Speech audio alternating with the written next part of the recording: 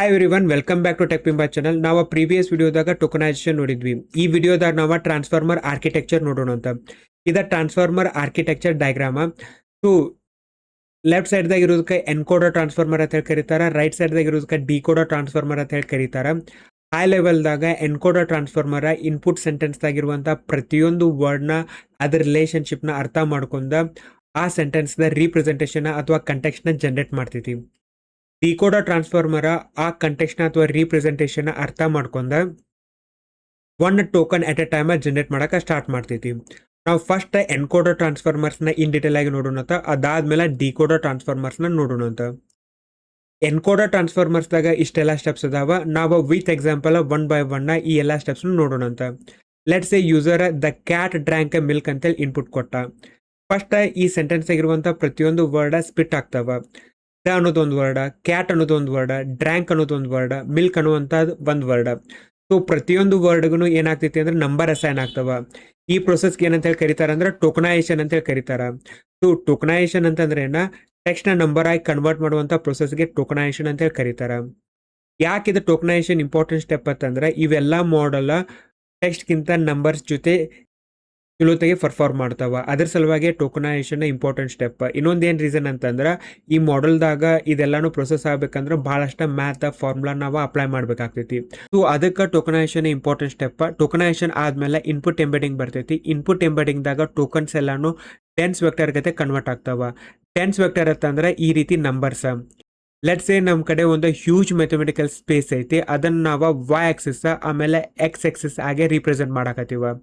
So ನಾವು ಈ huge mathematical ಸ್ಪೇಸ್ನ ಈ ರೀತಿ ರೀಪ್ರೆಸೆಂಟ್ ಮಾಡಿದಾಗ ವೈ ಆಕ್ಸಿಸ್ ಆಮೇಲೆ ಎಕ್ಸ್ ಆಕ್ಸಿಸ್ ಇಂದ ಅವಾಗ ಪ್ರತಿಯೊಂದು ವರ್ಡ್ಸ್ನು ಕೋಆರ್ಡಿನೇಟ್ ಆಗ್ತಾವ. ಈ ಎಕ್ಸಾಂಪಲ್ದಾಗ ನೋಡಿದ್ರೆ cat, dog, animal, table, chair, car, bus ಎಲ್ಲಾನು ಒಂದೊಂದ ಕೋಆರ್ಡಿನೇಟ್ಸ್ ಗತೆ ಎಕ್ಸಿಸ್ಟ್ ಆಗ್ಯಾವ. ಇದಕ್ಕೆ ಏನಂತ ಹೇಳಿ ಕರೀತಾರ ಅಂದ್ರೆ ಇನ್ಪುಟ್ ಎಂಬೆಡಿಂಗ್ ವೆಕ್ಟರ್ ಅಂತ ಹೇಳಿ ಕರೀತಾರ. ಇದನ್ನ ನಾವು ಅಬ್ಸರ್ವ್ ಮಾಡಿದ್ರೆ ಕ್ಯಾಟ್, ಡಾಗ್ ಇವೆರಡು ಎನಿಮಲ್ ಇರೋದ್ರಿಂದ ಇವೆರಡು ನಿಯರ್ ಟು ಈಚ್ ಅದರ ಅದಾವ. ಟೇಬಲ್, ಚೇರ್ ಎರಡು ಫರ್ನಿಚರ್ ಇರೋದ್ರಿಂದ ಇವೆರಡು ನಿಯರ್ ಟು ಈಚ್ ಅದರ್ ಅದಾವ.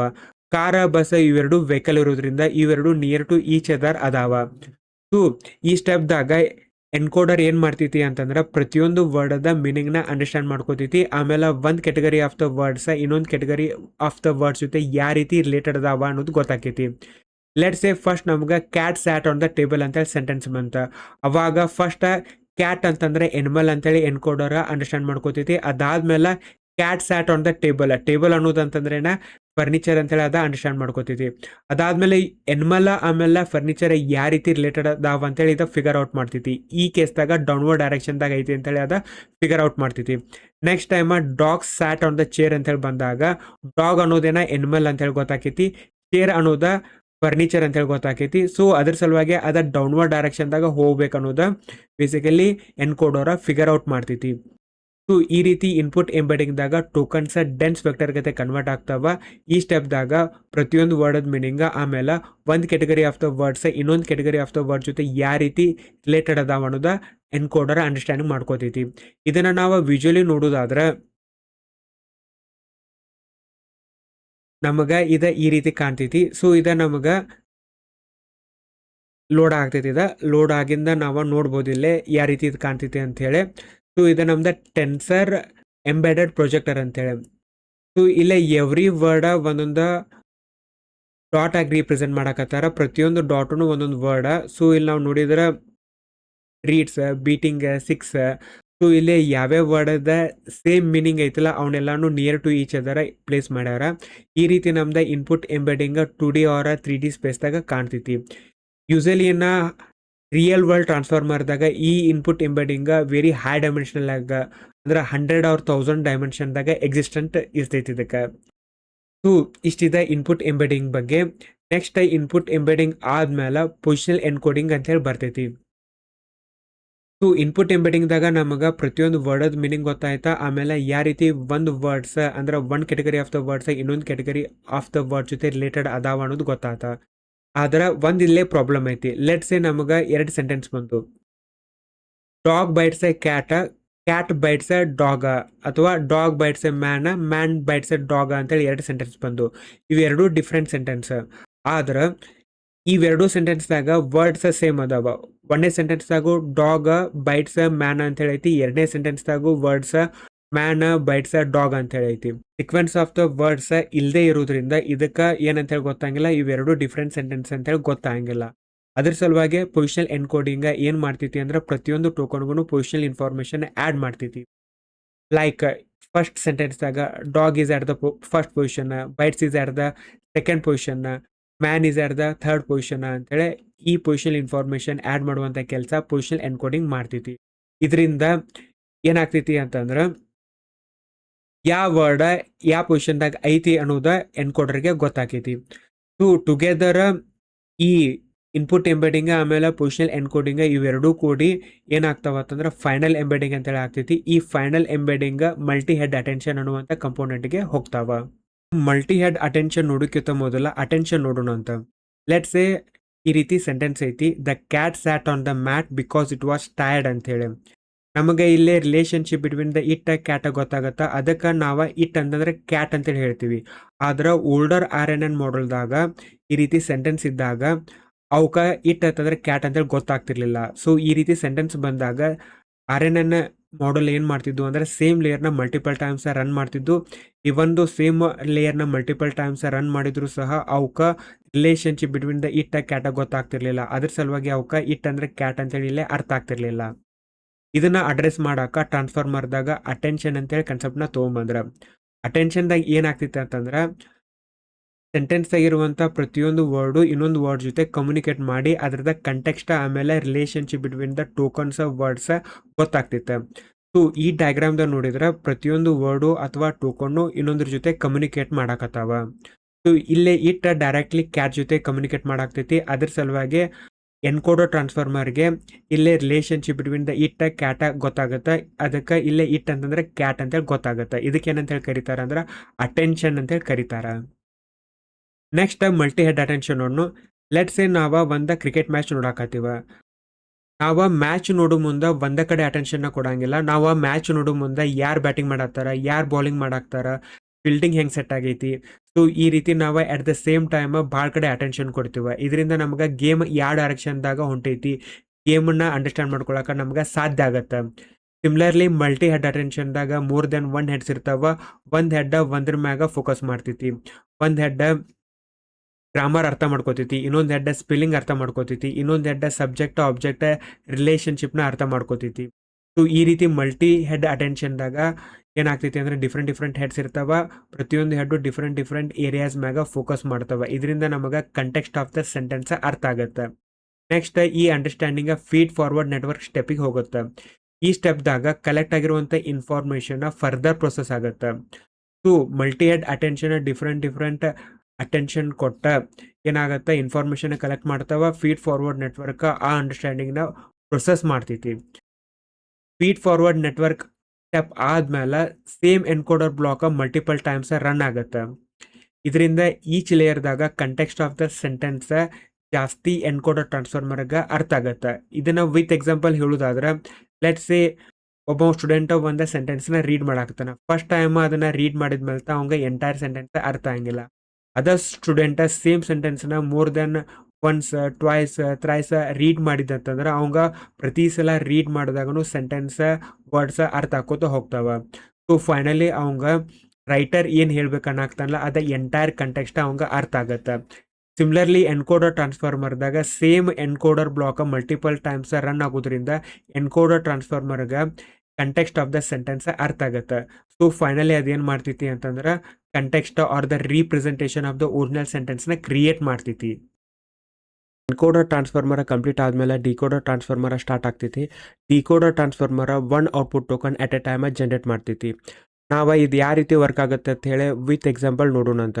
Let's say user input sentence tell me about cricket ಅಂತ ಕೊಟ್ಟಾನ. ಎನ್ಕೋಡರ್ ಟ್ರಾನ್ಸ್ಫಾರ್ಮರ್ದಾಗ ಈ ವರ್ಡ್ಸ್ದೆಲ್ಲ ಮೀನಿಂಗ್ ಆಮೇಲೆ ರಿಲೇಶನ್ಶಿಪ್ ಬಿಟ್ವೀನ್ ದ ವರ್ಡ್ಸ್ ಎಲ್ಲ ಗೊತ್ತಾಗುತ್ತೆ. Finally representation of the sentence create ಆಗುತ್ತೆ. ಅದಾದಮೇಲೆ ಡಿಕೋಡರ್ ಟ್ರಾನ್ಸ್ಫಾರ್ಮರ್ ಸ್ಟಾರ್ಟ್ ಆಗುತ್ತೆ. Decoder transformer special token start ಅನ್ನೋದನ್ನ ಔಟ್ಪುಟ್ ಎಂಬೆಡಿಂಗ್ ಅನ್ನುವಂಥ ಸ್ಟೆಪ್ಪಿಗೆ ಕಳಿಸ್ತೈತಿ. ಸೊ ಈ ಔಟ್ಪುಟ್ ಎಂಬೆಡಿಂಗ್ದಾಗ ಈ ಟೋಕನ್ನ ಡೆನ್ಸ್ ವೆಕ್ಟರ್ ಆಗಿ ಕನ್ವರ್ಟ್ ಆಗ್ತೈತಿ. ಅದಾದಮೇಲೆ ಪೊಸಿಷನಲ್ ಎನ್ಕೋಡಿಂಗ್ ಬರ್ತೈತಿ. ಪೊಸಿಷನಲ್ ಎನ್ಕೋಡಿಂಗ್ ಪ್ರತಿಯೊಂದು ಟೋಕನ್ಗೂ ಪೊಸಿಷನಲ್ ಇನ್ಫಾರ್ಮೇಷನ್ನ ಆ್ಯಡ್ ಮಾಡ್ತೈತಿ. ಫಾರ್ ಎಕ್ಸಾಂಪಲ್ ಇದು ಫಸ್ಟ್ ಟೋಕನ್ನ, ಇದು ಸೆಕೆಂಡ್ ಟೋಕನ್ನ ಅಂತೇಳಿ ಈ ರೀತಿ. ಸೊ ಇದು ಔಟ್ಪುಟ್ ಎಂಬೆಡಿಂಗ್ ಎನ್ಕೋಡರ್ದಾಗ ನಾವೇನು ಇನ್ಪುಟ್ ಎಂಬೆಡಿಂಗ್ ನೋಡಿದ್ವಲ್ಲ ಅದೇ ರೀತಿ ಸೇಮ್ ಇಲ್ಲೇ ಯಾವ್ಯಾವ ವರ್ಡ್ಸ್ದ ಸೇಮ್ ಮೀನಿಂಗ್ ಇರ್ತಾವಲ್ಲ ಅವೆಲ್ಲಾನು ನಿಯರ್ ಇರ್ತಾವ.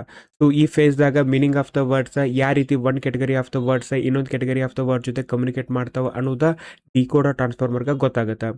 ಪೊಸಿಷನಲ್ ಎನ್ಕೋಡಿಂಗ್ ಏನು ಮಾಡುತ್ತೆ ಅಂತಂದ್ರೆ ಪ್ರತಿಯೊಂದು ಟೋಕನ್ಗೂ ಏನು ಮಾಡ್ತೈತಿ ಪೊಸಿಷನ್ ಕೊಡ್ತೈತಿ. ಇದರಿಂದ ಏನಾಗತ್ತೆ ಅಂದ್ರೆ ಡಿಕೋಡರ್ ಟ್ರಾನ್ಸ್ಫಾರ್ಮರ್ಗೆ ಸೀಕ್ವೆನ್ಸ್ ಆಫ್ ದ ವರ್ಡ್ಸ್ನು ಗೊತ್ತಾಗುತ್ತೆ. So output embedding positional encoding together final ಎಂಬೆಡಿಂಗ್ನ ಫಾರ್ಮ್ ಮಾಡ್ತಾವ. ಈ final embedding mask multi head attention ಅನ್ನುವಂಥ ಫೇಸಿಗೆ ಹೋಗುತ್ತೆ. ಸೊ ಈ ಮಾಸ್ಕ್ ಮಲ್ಟಿ ಹೆಡ್ ಅಟೆನ್ಷನ್ದಾಗ ಆಲ್ರೆಡಿ ಏನು ಟೋಕನ್ ಜನರೇಟ್ ಆಗಿರ್ತಾವಲ್ಲ ಅದ್ರ ನಡ್ವರ್ಕನ ರಿಲೇಷನ್ನ ಡಿಕೋಡರ್ ಟ್ರಾನ್ಸ್ಫಾರ್ಮರ್ ಈ ಫೇಸ್ದಾಗ ಅಂಡರ್ಸ್ಟ್ಯಾಂಡ್ ಮಾಡ್ಕೋತೈತಿ. ಇದಕ್ಕೆ ಮಾಸ್ಕ್ ಅಂತೇಳಿ ಎದಕ್ಕೆ ಕರೀತಾರತ್ತಂದ್ರೆ ಈ ಫೇಸ್ದಾಗ ಆಲ್ರೆಡಿ ಜನರೇಟ್ ಆಗಿರುವಂಥ ಟೋಕನ್ಸ್ ಅಷ್ಟೇ ಕನ್ಸಿಡರ್ ಮಾಡ್ತಾರೆ. ಅದ್ರ ನಡ್ವರ್ಕನ ರಿಲೇಷನ್ಶಿಪ್ನ ಅಂಡರ್ಸ್ಟ್ಯಾಂಡ್ ಮಾಡ್ಕೊಳಕ್ಕೆ ಫ್ಯೂಚರ್ ವರ್ಡ್ಸ್ನ ಕನ್ಸಿಡರ್ ಮಾಡಂಗಿಲ್ಲ. ಇದಕ್ಕೆ ಮಾಸ್ಕ್ ಅಂತ ಹೇಳಿ ಕರೀತಾರೆ. ಫ್ಯೂಚರ್ ವರ್ಡ್ಸ್ ಎಲ್ಲ ಮಾಸ್ಕ್ ಆಗ್ಯಾವ ಅಂತೇಳಿ ಇದರ ಅರ್ಥ. ಮಾಸ್ಕ್ ಮಲ್ಟಿ ಹೆಡ್ ಅಟೆನ್ಷನ್ ಆದ್ಮೇಲೆ ಕ್ರಾಸ್ ಅಟೆನ್ಷನ್ ಅಂತೇಳಿ ಒಂದು ಸ್ಟೆಪ್ ಬರ್ತೈತಿ. ಇದು ಕ್ರಾಸ್ ಅಟೆನ್ಷನ್ಗೆ ಎನ್ಕೋಡರ್ ಡಿಕೋಡರ್ ಅಟೆನ್ಷನ್ ಅಂತಾನು ಕರೀತಾರ. ಈ ಫೇಸ್ದಾಗ ಡಿಕೋಡರ್ ಎನ್ಕೋಡರ್ ಏನು representation of the sentence generate ಮಾಡ್ತಿತ್ತಲ್ಲ ಅದನ್ನು ರೀಡ್ ಮಾಡ್ಕೋತೈತಿ. ಸೊ ಈ ಫೇಸ್ದಾಗ ಡಿಕೋಡರ್ಗೆ ಕ್ಲಿಯರ್ಲಿ ಗೊತ್ತಾಗತ್ತೆ ಯೂಸರ್ ಏನು ಇನ್ಫಾರ್ಮೇಷನ್ ಕೇಳಕತ್ತಾನ ಅಂತೇಳಿ. ಈ ಕೇಸ್ದಾಗ ಟೆಲ್ ಮಿ ಅಬೌಟ್ ಕ್ರಿಕೆಟ್ ಅಂತೇಳಿ ಐತಿ. ಸೊ ಡಿಕೋಡರ್ಗೆ ಗೊತ್ತಾಗತ್ತೆ ಯೂಸರ್ಗೆ ಕ್ರಿಕೆಟ್ ಬಗ್ಗೆ ಇನ್ಫಾರ್ಮೇಷನ್ ಬೇಕಂತೇಳಿ. ಸೊ ಈ ಅಂಡರ್ಸ್ಟ್ಯಾಂಡಿಂಗ್ನ ಡಿಕೋಡರ್ ಏನು ಮಾಡ್ತೈತಿ ಅಂತಂದ್ರೆ ಫೀಡ್ ಫಾರ್ವರ್ಡ್ ನೆಟ್ವರ್ಕ್ ಅನ್ನುವಂಥ ಸ್ಟೆಪ್ಪಿಗೆ ಕಳಿಸ್ತೈತಿ. ಸೊ ಈ ಫೀಡ್ ಫಾರ್ವರ್ಡ್ ನೆಟ್ವರ್ಕ್ದಾಗ ಅಂಡರ್ಸ್ಟ್ಯಾಂಡಿಂಗ್ ಫರ್ದರ್ ಪ್ರೊಸೆಸ್ ಆಗ್ತೈತಿ. ಇದು ಪ್ರೊಸೆಸಿಂಗ್ ಸ್ಟೆಪ್. ಸೊ ಇಲ್ಲಿ ಮತ್ತೊಂದು ಏನಾಗ್ತೈತಿ ಅಂತಂದ್ರೆ ಡಿಕೋಡರ್ದ ಪ್ರಿಡಿಕ್ಷನ್ ಕ್ವಾಲಿಟಿ ಏನಾಗುತ್ತೆ ಇನ್ಕ್ರೀಸ್ ಆಗುತ್ತೆ. ಈ ಸ್ಟೆಪ್ ಆದ್ಮೇಲೆ same block of a decoder multiple times run ಆಗುತ್ತೆ. ಸೊ ಮಲ್ಟಿಪಲ್ ಟೈಮ್ಸ್ ರನ್ ಆಗೋದ್ರಿಂದ ಪ್ರತಿಯೊಂದು ಲೇಯರ್ದಾಗೂ ಅಂಡರ್ಸ್ಟ್ಯಾಂಡಿಂಗ್ ಬೆಟರ್ ಆಕೋತ ಹೋಗ್ತೈತಿ. ಇವೆಲ್ಲ ಲೇಯರ್ ಕಂಪ್ಲೀಟ್ ಆದ್ಮೇಲೆ ಈ ರೀತಿ ನಮಗೆ ಔಟ್ಪುಟ್ ವೆಕ್ಟರ್ ಬರ್ತಾವ. ಕ್ರಿಕೆಟ್, ಫುಟ್ಬಾಲ್, ಮೂವಿ, ಪ್ಲೇಯರ್ ಅಂತೇಳಿ. ಸೊ ಇವೇನು ಔಟ್ಪುಟ್ ವೆಕ್ಟರ್ ಇದಾವಲ್ಲ ಇದ್ರೊಳಗೆ ಯಾವ್ದಾರೆ ಒಂದು ಔಟ್ಪುಟ್ ಟೋಕನ್ ಆಗ್ಬೋದು ಅಂತಂದ್ರೆ it can be one of the output token ಅಂತೇಳಿ ಪ್ರೊಬ್ಯಾಬಲ್ ಔಟ್ಪುಟ್ ಟೋಕನ್ಸ್ ಅಂತೇಳಿ ಈ ಲೇಯರ್ಸ್ ಹೇಳ್ತಾವ. ಸೊ ಇದಾದ್ಮೇಲೆ ನೆಕ್ಸ್ಟ್ ಇವೆಲ್ಲ ಟೋಕನ್ಸ್ ಲೀನಿಯರ್ ಲೇಯರ್ ಅನ್ನುವಂಥ ಸ್ಟೆಪ್ಪಿಗೆ ಹೋಗ್ತಾವ. ಲೀನಿಯರ್ ಲೇಯರ್ದಾಗ ಇವೆಲ್ಲ ಔಟ್ಪುಟ್ ವೆಕ್ಟರ್ಸ್ಗೂ ಒಂದೊಂದು ಸ್ಕೋರ್ ಅಸೈನ್ ಆಗ್ತಾವ. ಫಾರ್ ಎಕ್ಸಾಂಪಲ್ ನಾವು ಈ ಇಮೇಜನ್ನು ನೋಡಿದರೆ ಕ್ರಿಕೆಟ್ಗೆ 0.70, ಫುಟ್ಬಾಲ್ಗೆ 0.20, ಮೂವಿಗೆ 0.005, ಪ್ಲೇಯರ್ಗೆ 0.003 ಅಂಥೇಳಿ ಈ ರೀತಿ.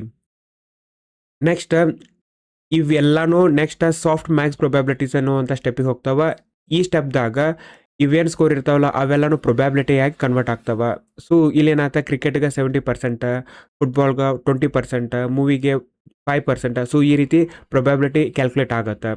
ನೆಕ್ಸ್ಟ್ ಯಾವ ಔಟ್ಪುಟ್ ವೆಕ್ಟರ್ಗೆ ಜಾಸ್ತಿ ಪ್ರೊಬ್ಯಾಬಿಲಿಟಿ ಇರ್ತೈತಿಲ್ಲ ಅದ ಔಟ್ಪುಟ್ ಟೋಕನ್ ಆಗಿ ಕನ್ಸಿಡರ್ ಆಗುತ್ತೆ. ಸೊ ಫಸ್ಟ್ ಇಟ್ರೇಷನ್ ಎಂಡ್ ಆದ್ಮೇಲೆ ನಮ್ದು ಔಟ್ಪುಟ್ ಟೋಕನ್ನ ಕ್ರಿಕೆಟ್ ಅಂತ ಹೇಳಿ ಬಂದೈತಿ. ಯಾಕಂದ್ರೆ ಕ್ರಿಕೆಟ್ಗೆ ಏನೈತಿ ಹೈಯೆಸ್ಟ್ ಪ್ರೊಬ್ಯಾಬಿಲಿಟಿ ಐತಿ. ಸೊ ಇಲ್ಲೇ ನಮ್ದು ಫಸ್ಟ್ ಇಟ್ರೇಷನ್ ಕಂಪ್ಲೀಟ್ ಆಯ್ತು. ಸೆಕೆಂಡ್ ಇಟ್ರೇಷನ್ದಾಗ ಫಸ್ಟ್ ಇಟ್ರೇಷನ್ದಾಗ ಏನು ಔಟ್ಪುಟ್ ಟೋಕನ್ ಜನರೇಟ್ ಆಗಿರ್ತೈತಿಲ್ಲ ಅದನ್ನು ನಾವು ಇನ್ಪುಟ್ಗೆ ಅಪೆಂಡ್ ಮಾಡ್ತೀವಿ.